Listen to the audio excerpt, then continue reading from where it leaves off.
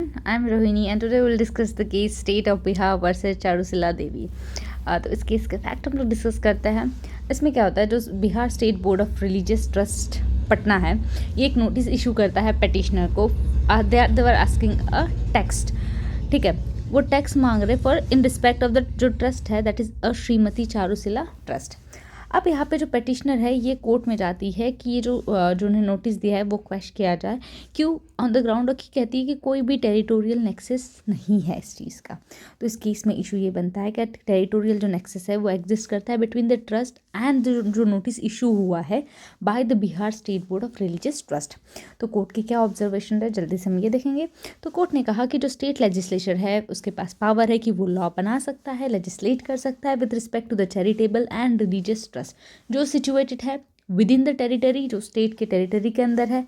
Even उसका कोई part, उसका उस प्रॉपर्टी का कोई पार्ट या जो ट्रस्ट की जो प्रॉपर्टी है, चाहे वो स्मॉल छोटी हो बड़ी हो या कहीं पे भी किसी और स्टेट में भी सिचुएटेड हो, तो भी जो स्टेट लेजिस्लेचर है वो बना सकता है उसके ऊपर लॉ।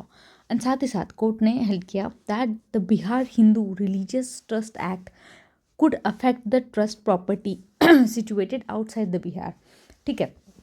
देन यहाँ पे जो कनेक्शन है, ठीक है, between the religious institution and the property, वो कैसा होना चाहिए, रियल होना चाहिए, इल्यूजनरी नहीं होना चाहिए, ठीक है। And the religion institutions and the property thereto, ये इंटीग्रेटेड होनी चाहिए एज अ होल, एक दूसरे से डिसोसिएट नहीं होना चाहिए। फाइनली कोर्ट ने कहा कि जो चैरिटेबल ट्रस्ट है चारुशिला देवी ट्रस्ट, जो कि बिहार में है और उसका कुछ जो पार्ट है वो दूसरे स्टेट में है, और ये जो प्रोविज़न है of the act that can not be struck down, और सिर्फ इस ग्राउंड पे कि this is an extra territorial. तो यहाँ पे कोर्ट ने जो चारुशिला देवी का जो स्टांस था कि भाई यहाँ पे टेरिटोरियल नेक्सस नहीं है, तो उसे रिजेक्ट किया। आई होप ये केस आपको समझ में आया होगा। Thank you.